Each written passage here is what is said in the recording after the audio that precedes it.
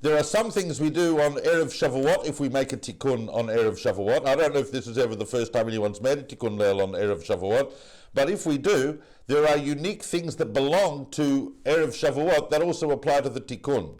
I'm going to explain what I'm talking about here, and it's all going to come under the heading of the title Torah Text in the Age of Turmoil, which is a fantastic idea that the rabbi gave us for various speakers to think about and teach us to think about and discuss.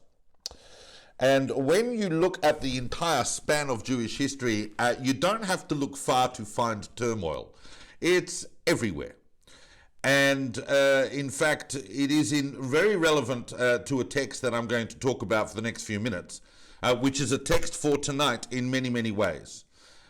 Because some of you would know that the whole custom of staying up late all night on the night of Shavuot is a relatively recent custom. It goes back to the 16th century.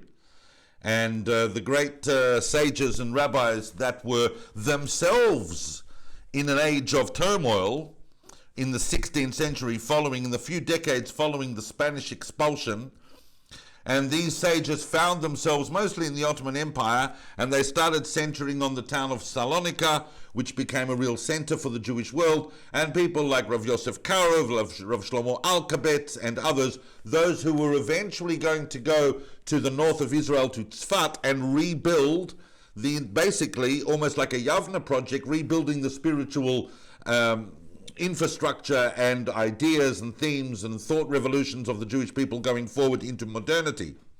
So they are an amazing example, but that I'm not going to talk about them because I'm just showing that the framework of the Tikkun Leil is really worked out at that point.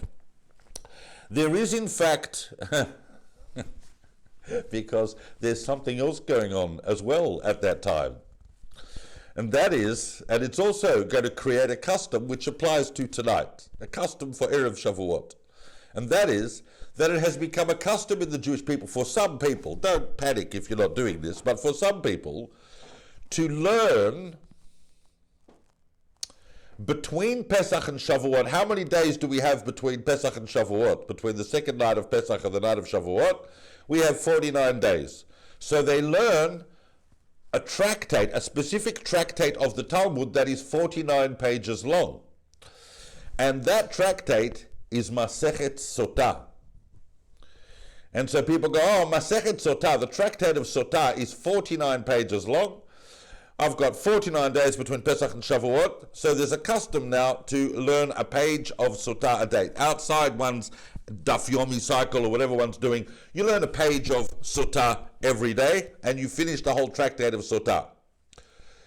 That's incredible, because that entire minhag, that entire custom that some people are running around talking about, can only have happened after the 16th century, because while the whole concept of Tikkun Leil is being developed, that very time elsewhere in the world, in Venice, Daniel Bomberg is printing the first ever printed edition of the Talmud. So the idea that Tractate Sotah is 49 pages long, because that's how it turned out in the printing, is the source of Sotah being 49 pages long, and therefore the custom of saying a page of Sotah. But it's also incredible for another reason. It's incredible because if you're going to learn a tractate in advance of Shavuot, the last tractate you would think of learning would be the Tractate of Sotah, because it is a fascinating and amazing tractate, but it is all about dysfunctional relationships. And in fact, so much so that we know, because the rabbis tell us, that there is in fact no greater turmoil in the world for a person than the turmoil that happens in their own household. And Sotah is a book that is a Masechet, a tractate of Gemara that looks very intensely at the psychological factors behind households, behind marriages, behind relationships, and all of this in advance of Matan Torah, a time when we are preparing to become, in a sense, betrothed to God, in the famous mashal, in the famous analogy, and that the Torah given to us in Shavuot is kind of like the ring of marriage. It effects a kiddushin. It effects the sanctification of marriage between us and God. Therefore, to learn a tractate that is all about dysfunctional relationships and marriages that break apart and suspicions and jealousies and all the sorts of horrible emotions that can come into relationships is quite astonishing. And it's even more astonishing because there is another tractate that is also 49 pages long. And that, wait for it because this is amazing, that is a tractate called the Tractate of Shavuot. So, why are we not studying the Tractate of Shavuot? Now, the Tractate of Shavuot is not about the festival of Shavuot. It is the Tractate of Shavuot from the word Shavuah, meaning an oath. But how appropriate would that be? That we study the tractate about oaths and all the implications of making oaths in advance of Shavuot, where we effectively take an oath of betrothal with God that we will study and keep the Torah. It would be an amazing tractate to learn. But we don't, and not only that, the whole play on the name of Shavuot and Shavuot would make a lot of sense if we were to learn that tractate. Jews like word games. That would be very appropriate. 49 pages long, but we don't. We learn Gemara Sotah, all about the breakup of horrible relationships. Turmoil. It's almost like we have 49 days of turmoil and suddenly we get the Torah without any preparation of learning. Now, the other amazing thing about Sotah is that I hold in my hand here a book that's not the Tractate Sotah. This book, in fact, is a Tikkun Leil Shavuot, because there is an actual text called the Tikkun Leil Shavuot, which is a program that takes you several hours to go through, and you learn little bits of every aspect of Torah. So you go through every parsha of the Torah and learn a few verses from it. It takes you through the Mishnah, like the first and last chapter or Mishnah of every tractate, of all 63 tractates in the Talmud. It takes you into other places, some Zohar, all sorts of interesting texts. So it's nice that we're talking about Sotah, and we're talking about 49, and we're on the 49th night doing a Tikkun Leil, because a very, very important Mishnah that appears on the 49th page of Sotah is a text that appears in the Tikkun Leil Shavuot. So we can look at this text, and I'm not just going to look at the Mishnah in the next few minutes. I also, to highlight the point I want to make about Torah texts in the time of turmoil, but I'm going to look at the Gemara. There is a Gemara on 49a, so it's precisely now when we would be doing that, because you've got A and B for every Talmudic folio, and I imagine we've only just come into the 49th now, so we'd be looking at 49a, and so that is the text, not just in general, but that is the text for right now. And the Mishnah, the last Mishnah of Tractate Sotah, which is on 49a of the Talmudic Tractate of Sotah, is all about turmoil. And it's all about historical turmoil. It could pick any period in history up until then to discuss turmoil, but it discusses what for the time period of the Mishnah was the biggest turmoil of all, and that of course were the 3 wars that were fought against the Romans in the 1st and 2nd century. And the Mishnah names those wars. It says the war against Vespasian, which is 66 to 73, the war against Quietus, who basically that is the war against Trajan's forces in the second revolt of 115 to 117, and then it talks about the war, it refers to the Bar Kokhba revolt as the last war, or the final war. And in each of these wars, there were various decrees that were made that limited public expressions of joy, or various things that were going on that were perhaps not safe or not wise to do as a result of the changing circumstances within the Jewish people historically. On the one hand, the temple's been destroyed, but also the land has been decimated to a large extent, and many horrible things have happened.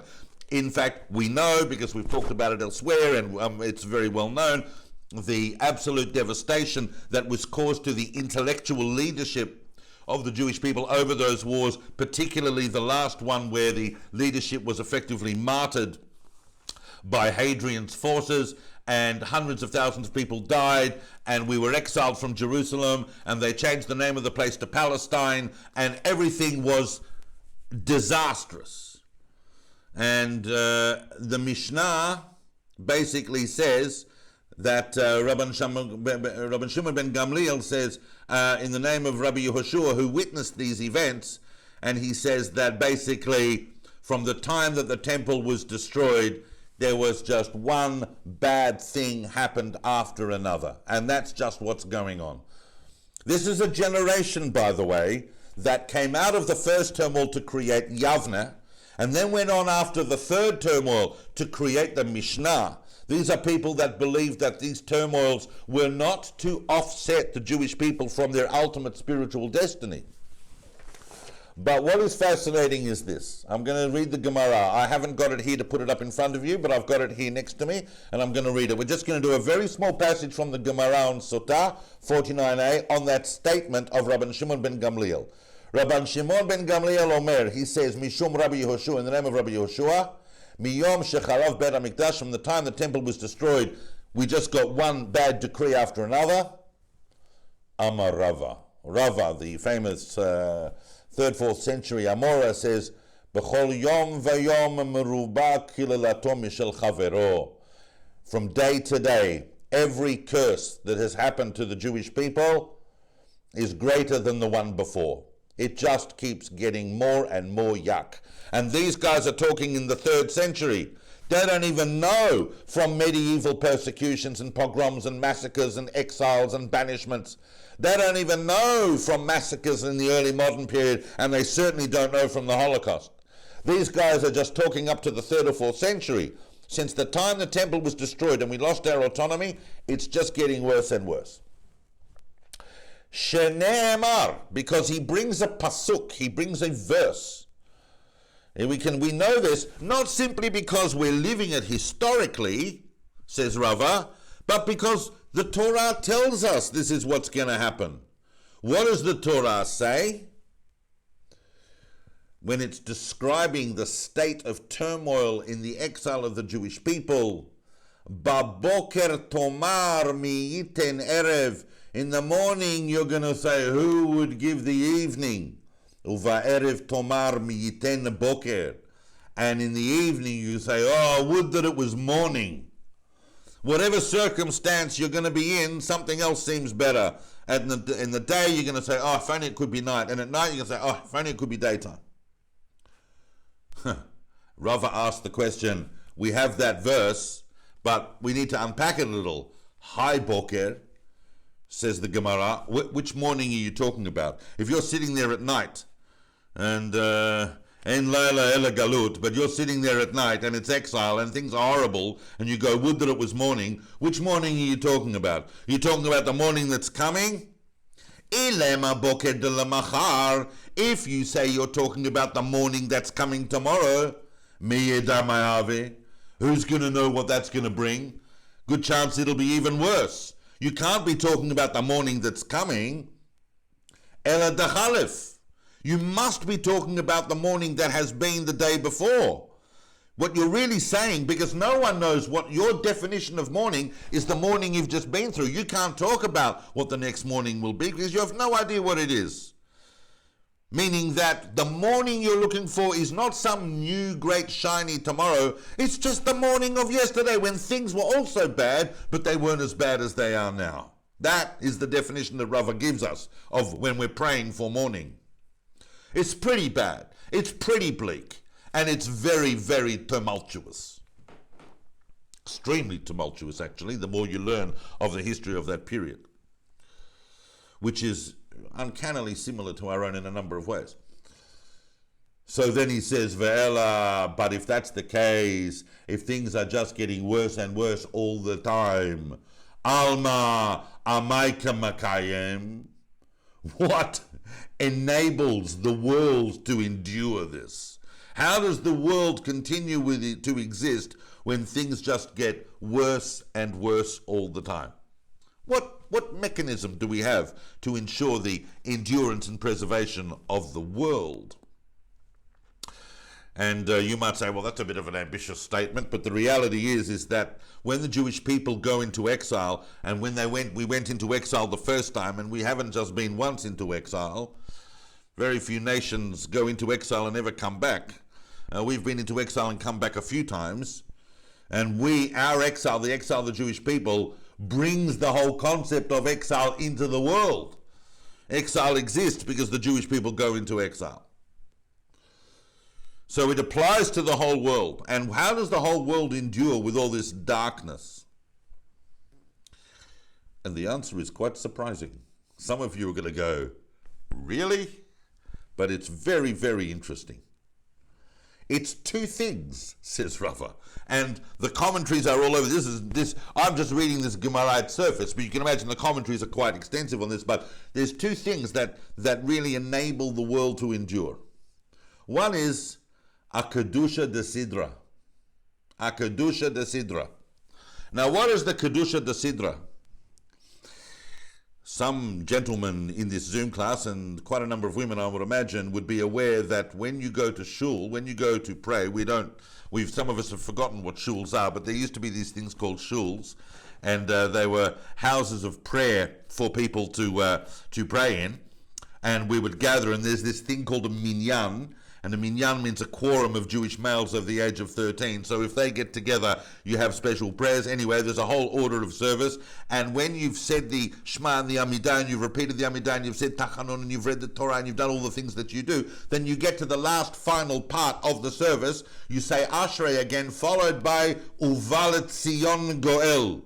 And there's a whole section there, starting with, and a Redeemer shall come unto Zion.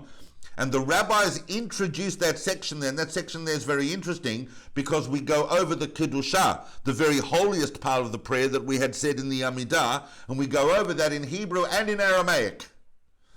And the rabbis put that there so the Amaratzim would understand it, and I don't need to tell the Amaratzim what Amaratzis is, they know who they are. The Amaratzim get to understand a bit of Torah, and everybody, that is the people who are not so learned, and everybody gets to fulfill their quota of Torah, because learning Torah every day is mandatory. And to ensure that the Torah is learned today by everyone, they assume that everyone is at least going to shul, even if they're not learning Torah, and that they're at least saying Uvalet Zion. So they sit there and they say Uvalet Zion, and they have fulfilled that obligation. Other mystical commentators explain that the Aramaic there is also designed to annul the forces of evil that come into the world. They're annulled by us saying the Kedusha in Aramaic for all sorts of mystical reasons. So that's one thing, that section of Uvalet Zion, which enables people without much education to actually fulfill their obligation of saying verses of Torah and understanding them. And the second thing, V'ayehei Shmei Rabbah Agadata. It is the response in Kadesh. Those of you who are familiar with the prayer of Kadesh, that we say the major response is Yehei Shmei Rabbah, but it's specifically the Yehei Shmei Rabbah said after the Kadesh, during the Kadesh, following a lesson in Agadata. Now, Agadata is not particularly the legal parts of the of Torah discourse. Agadata are the legends, stories, midrash, things that shed light on the verses of Torah, but also take us in all sorts of amazing exegetical and interpretive directions. It's all the popular stuff. And sometimes, when shuls are open, I have a habit as scholar in residence of Caulfield Shule of giving just 10 minutes of Agadata between Mincha and Mariv on a Sunday. And what this Gemara is telling me, that in fact it is that very act that is causing the world to endure. Not me giving it, but the fact that people are there and they're saying Kaddish and the Yehei Shmei Rabbah and the Kaddish. But it also, as the commentaries point out, it also applies to this entire field that we call Parshanut, which is the study of the interpretation of Chumash itself, of the Torah itself. Studying the interpretations of Torah in gathered groups and saying Kaddish at the end causes the world to endure. But he doesn't just come up with that idea on his own. He's got a verse to support him.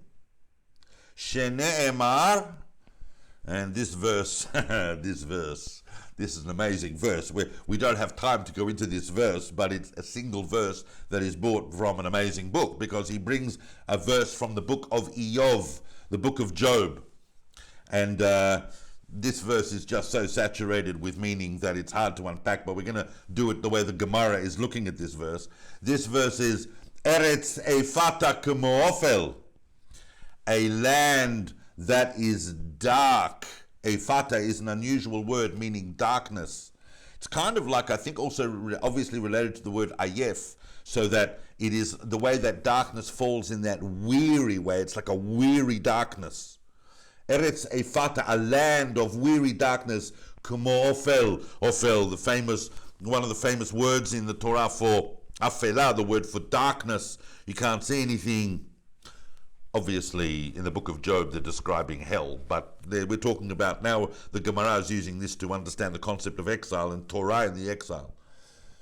Eretz Eifata Kemo Ofel, a land weary with darkness that's like darkness. Tzalmavet Velos Darim. It's a shadow of death without orders, without sdarim, without any discernible structure.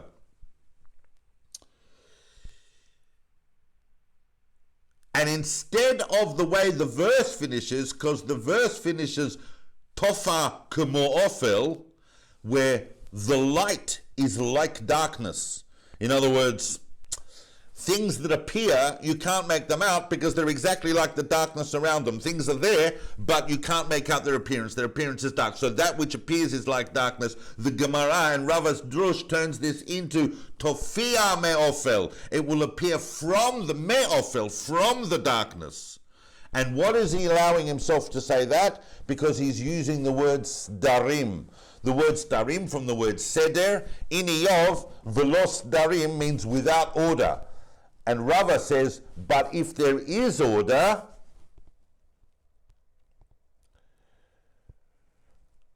Hayesh Sdarim, if there is order, and he's using specifically the word Seder, meaning Sidra, meaning the Parsha of the week. And what he really means by the Parsha of the week, he means a regular structured approach to understanding the Torah. Then Tofia Me'ofel, then things, understanding of the Torah will appear from the darkness. And when he's talking about structured learning of Torah, what he's really referring to are the gatherings of people together to learn Torah together, as was done in Babylonia then and is still done today, that the Torah is divided up into weekly portions and people come together on Shabbat because they have no real time to learn during the week, and they come together on Shabbat and they discuss the Parsha of the week. And understanding the Parsha of the week helps the world endure, is a part of what actually makes the world keep going at a time of tremendous turmoil and darkness. And I guess the takeaway from that is that if we are going to engage with Torah as what we do, there's two festivals of Torah in the year, there's Simchat Torah and there's Shavuot, but Shavuot is a very, very serious engagement with receiving the Torah. And if we're going to receive the Torah, and if we're going to allow the Torah to enable us to get the world to endure, to exist at the times of turmoil and darkness, and let's face it, in recent times in our own existence, there has been no lack of turmoil for a lot of people, for most of us. But that turmoil is an opportunity. Challenges are always opportunities, so that for us to turn the Tofa Kemo Ofel, the things that appear like darkness, into Tofia Me'ofel, in things that suddenly appear and come to light and are comprehensible out of the darkness, because we have applied to them a structure, and we have applied to them an application of regular learning, which really brings us all the way back to where I started, beautifully, because the idea of learning a page of Talmud a day to cover Masechet Sotah, which is the custom that has come about that concludes tonight, the night before Shavuot, but is also referred to in the Tikkun, which is appropriately read tomorrow evening. All of those recent customs enable us, through regular application, breaking it up into ordered structure every day. I'm not telling you something I don't do myself. I don't want to sound preachy, but people really cannot imagine what benefit there is to gain from setting aside a regular amount of time or effort every day to go through the Torah in an organized way. And I would even say, don't set yourself a time, set yourself an amount. So you say, I'm going to do a chapter. Some days will be long, some days will be short. You'll be amazed how much you can go through. Go through Tanakh, Torah, go through Tanakh. You can go through Mishnah, through the whole of the Talmud. But the key is this idea of sdarim. Our approach to the Torah is not just, here we are, give us the Torah. Our approach is one of engagement. And it is particularly in relation to engagement in groups. And that is why this is such a special occasion, that we're not only doing a Tikkun Leil on the night before Shavuot rather than Shavuot, and I know everybody will probably do some level of Tikkun Leil tomorrow night on Shavuot, and learn and have a look at that last Mishnah in Torah. Realize what our great sages and our ancestors went through. All our ancestors underwent those wars against the Romans and they rebuilt. And realize that pattern is played out again and again. So that in the 16th century, with all of the turmoil that happened at the end of the 15th, and all the way the Jewish world was completely turned upside down, and people are going, oh my gosh, this is not an exile anymore. This is a permanent state. Exile is when you finish, you go back, and then you know that was an exile. But I don't think there's going to be an end to the exile. And yet a small group of people were gathering in the midst of that darkness, in the midst of that offel, to create a concept such as Tikkun Leil Shavuot, where we skim over the whole Torah, but we look at what we're really looking at when we look at the whole Torah in the Tikkun, is we're looking at its structure. And when you realize how the Jewish people have managed to create a structure of engagement with its primary spiritual heritage and text, then you realize that the power of Shavuot is the power of Torah and the ability to emerge from turmoil. And I'll bring it all the way back to where I started, and that of course is with Masechet Sotah, that there's nothing more important than Shalom Bayit. I'm about to do a siyum on Masechet Sotah, so there's nothing more important than Shalom Bayit. Shalom Bayit is one of those incredible qualities that if you don't have it, you really have nothing, and if you do have it, you basically have everything. And that we know that Shalom is one of the names of God, but it's a unique name of God because its presence belongs uniquely in this world. This world is the Bayit, and Shalom is God's name in this world. This is the natural home of that name, and it is our duty to create shalom in the world. If we're not doing that, then the world might endure because we're saying Uvalet Zion and we are saying Yehei Shmei in the Kadesh. But we do that because we have this amazing text called the Torah that is labeled to bring light and peace to the world, and that is our primary mode as the Jewish people, and why Shavuot is important, why the Tikkun Leil is important, and why we can justify learning such a tumultuous tractate in the weeks leading up to Shavuot. I wish everybody a Chag Sameach, and I hope that to hear many stories of engagement with Torah from all of you, and I'll hand now back to the Rabbi, and I wish everyone all the very best, and thank you for your good Mazel Tov wishes as well. Thank you.